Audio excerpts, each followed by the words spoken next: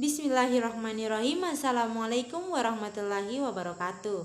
Perkenalkan, nama saya Intan Pertiwi, NIM A1J118026, jurusan Pendidikan Biologi Fakultas Keguruan dan Ilmu Pendidikan Universitas Halu Oleo.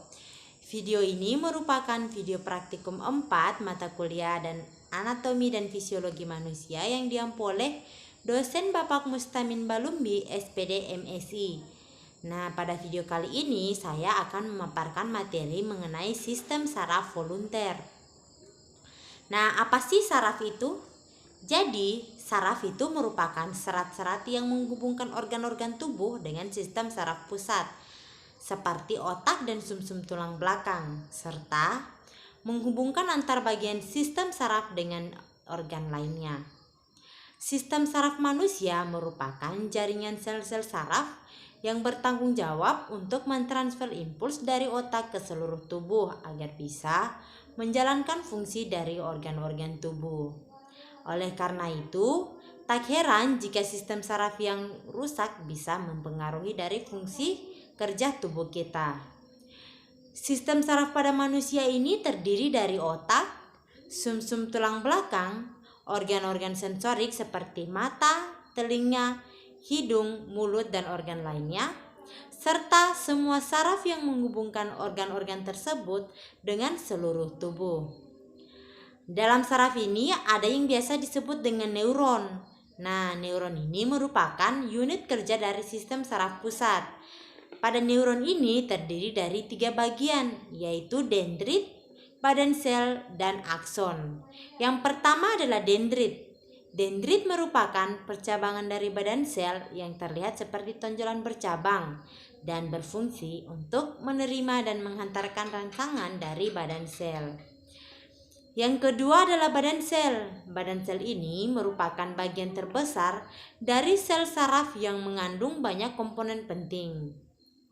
Yang ketiga atau merupakan bagian terakhir adalah akson atau neurit, yang merupakan serabut sel saraf panjang yang terlihat seperti penjuluran dari badan sel yang berperan dalam menghantarkan impuls dari badan sel menuju efektor seperti pada sel otot ataupun sel kelenjar. Nah, neuron ini terdiri dari saraf-saraf kranial seperti pada gambar ini. Nah, saraf kranial ini merupakan 12 pasang saraf pada manusia yang mencuat dari otak, artinya merupakan bagian dari sistem saraf tepi tetapi berlokasi di dekat otak. Nah, saraf kranial ini merupakan bagian dari sistem saraf sadar atau pergerakannya biasanya dilakukan secara sadar atau disebut dengan volunteer.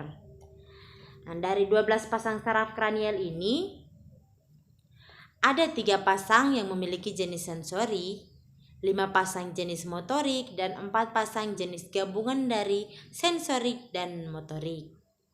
Pasangan saraf-saraf ini biasanya diberi nomor sesuai dengan urutan dari depan sampai pada bagian belakang dan biasanya menggunakan angka atau simbol berupa Romawi. Saraf-saraf ini terhubung utamanya dengan struktur yang ada di bagian kepala dan leher manusia seperti pada mata, hidung, telinga, mulut, bahkan pada lidah. Pasangan saraf kranial 1 dan 2 mencuat dari otak, sedangkan saraf kranial yang lain mencuat dari batang otak. Yang pertama itu adalah saraf 1 atau biasa disebut dengan nervus olfactorus, merupakan jenis saraf kranial sensori yang berasal dari epitelium olfaktori mukosa nasal. Yang kedua itu adalah saraf 2 atau biasa disebut dengan nervus opticus, yang merupakan saraf kranial sensori yang bekerja membawa impuls atau rangsangan dari kerucut dan sel batang di retina mata untuk dibawa ke badan sel akson yang membentuk saraf optik di bagian bola mata. Yang ketiga itu adalah saraf 3 atau nervus oculomotoris, merupakan saraf gabungan dari jenis saraf sensoris dan motorik, namun sebagian besar terdiri dari saraf motorik. Yang keempat itu adalah saraf 4 atau nervus trochlearis merupakan saraf gabungan dari jenis saraf sensorik dan motorik, namun sebagian besar terdiri dari saraf motorik dan merupakan saraf terkecil dari saraf kranial. Yang kelima itu adalah saraf lima atau biasa disebut dengan nervus trigeminus, merupakan jenis saraf kranial terbesar yang juga merupakan saraf gabungan, namun sebagian besar terdiri dari saraf sensori. Yang keenam adalah saraf 6 atau nervus abducens. Nah, saraf ini merupakan saraf gabungan, namun sebagian besar terdiri dari saraf motorik.